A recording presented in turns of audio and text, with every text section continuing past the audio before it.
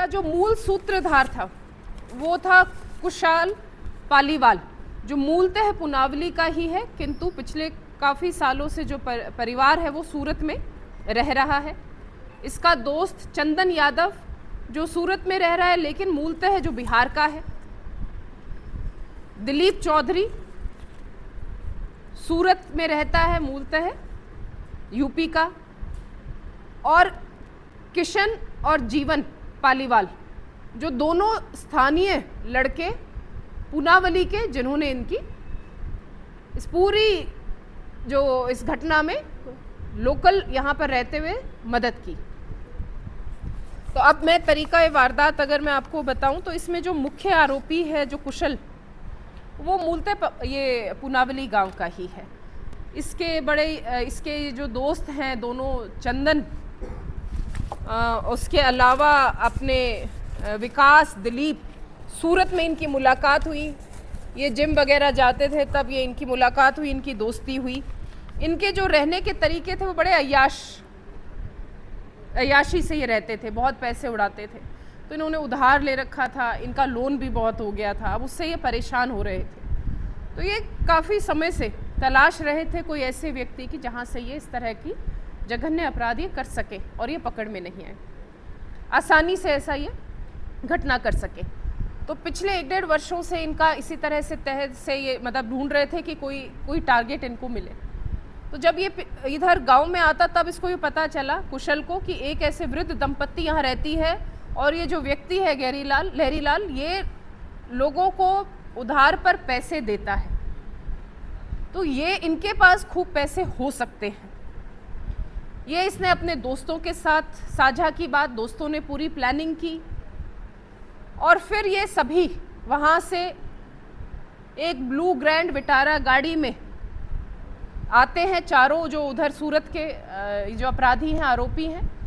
9 तारीख को यहाँ आते हैं। 9 तारीख को इनसे आपस में मिलते हैं, पूरी प्लानिंग की कि आज ये घटना करें। 9 तारीख को इनको चांस नहीं मिलता, फिर ये 10 तारीख को जाते हैं। 9 तारीख को ये इनके घर भी गए, इनमें से जो 2 व्यक्ति इनके घर भी गए, वहाँ पर खाना भी खाया, क्योंकि ये कुंडली वगैरह देखते थे। जो लहरीलाल जी थे वो कुंडली देखते थे, वो लोगों को इस चीज़ में मतलब अपने राय मशवरा देते थे। लेकिन 9 तारीख को इनको जिस हिसाब से ये लोग आते रहे तो मौका नहीं मिला। फिर ये 10 तारीख को ये सुबह पुनः गए इस वारदात को अंजाम देने के लिए। 10 तारीख को सुबह दरवाज़ा बंद मिला, तो ये फिर शाम को अपने जो ये स्थानीय जो 2 इनके सह आरोपी हैं, इन्होंने इनसे संपर्क करके ये इनको स्पेशली अंदर लेकर गए। किसी बहाने से इन्होंने दरवाज़ा खुलवाया शाम को और फिर ये महिला को लेकर अंदर गए और लहरीलाल से मिले और उस समय पर एक ने पीछे से वो दरवाज़ा खोल दिया। तो इनमें से जो ये कुशल पालीवाल है, ये शाम को उसके बाथरूम में जाके छुप गया और फिर उसके बाद वो दोनों निकल लिए। दोनों वृद्ध दंपत्ति ने अपना गेट बंद कर लिया और फिर उसके बाद कुशल ने वेट किया कि वो कब सोएं। उनके सोने का इंतज़ार किया। जब वो सो गए, उसको लगा कि ये सो गए हैं, उसके बाद अपने दोस्तों के पास उसने मैसेज किया कि ये सो गए हैं, अब आ जाओ। वो पूरी तैयारी के साथ आए थे। जब ये पहले भी 1 दिन पहले घर आए थे और इन्होंने बातचीत की थी, उस समय पर जब ये घटना को सोच रहे थे वारदात को अंजाम देने की, तब वहीं से इन्होंने एक हथौड़ा भी घर से ही ले लिया था। इनको दिख गया था कि यहाँ पर हथौड़ा रखा है, तो वो उसको वो उसको उस दिन ले ही आए थे साथ में। फिर शाम को ये प्लास्टिक के बैग और जो अपनी ये सेलो टेप होती है चौड़े वाली, वो और ये हथौड़ा, सब चीज़ें ये साथ में लेकर आए। दोस्तों ने एंट्री की और सोते हुए लहरीलाल जी की जघन्य रूप से हथौड़ा मार के सिर पर हत्या कर दी।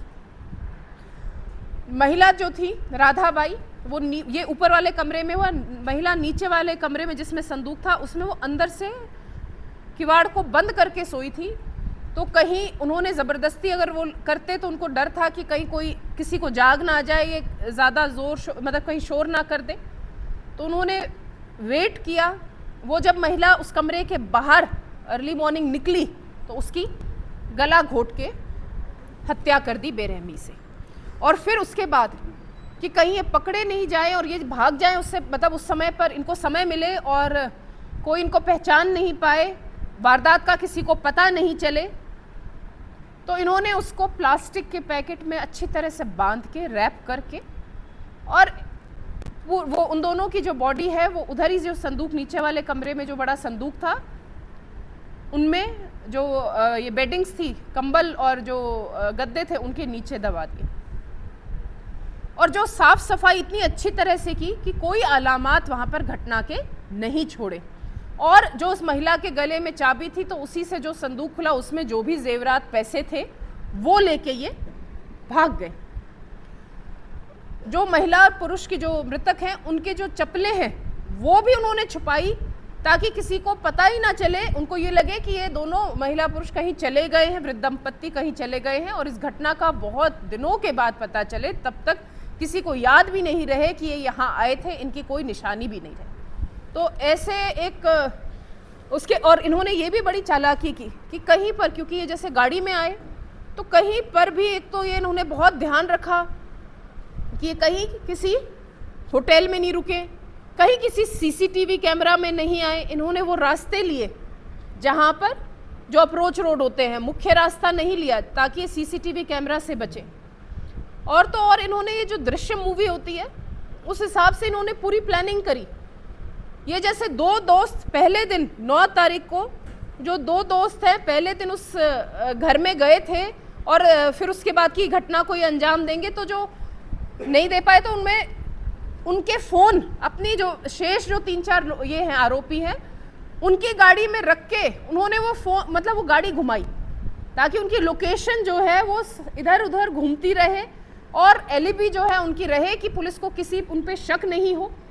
और यहाँ से घटना करने के बाद वो उन दोनों के फ़ोन भी लेकर फ़ोन स्विच ऑफ करके ले गए और उन्होंने रास्ते में वो फेंक दिए। और इस समय पर ये राजसमंद भी घूमे, फिर घटना के बाद ये सावलिया सेठ भी गए और फिर वहाँ से ये वापस सूरत गए। तो जो पूरी घटना आप सुन भी रहे हैं, मतलब जिस हिसाब से इन्होंने पूरी प्लानिंग की, काफ़ी महीनों से समय से ये प्लानिंग कर रहे थे, पूरी प्लानिंग के साथ ये सूरत आए और यहाँ वाले अपने सह आरोपियों के साथ मिलकर उन्होंने घर में प्रवेश करके और इन वृद्ध दंपतियों की बिल्कुल जघन्य रूप से इनकी जो हत्या करके और ये वहाँ से जो पैसा और जेवरात लेकर भाग गए। लेकिन हमारी जो ये टीम है जो पीछे खड़ी है, जो मेरे साथ अधिकारीगण बैठे हैं, इनकी इतनी मेहनत और इतने प्रयास इनके सफल रहे कि 6 में से 5 आरोपियों की गिरफ्तारी आज हो चुकी है और छठा भी हमें पूर्ण रूप से विश्वास है कि जल्द ही गिरफ्तार हो जाएगा।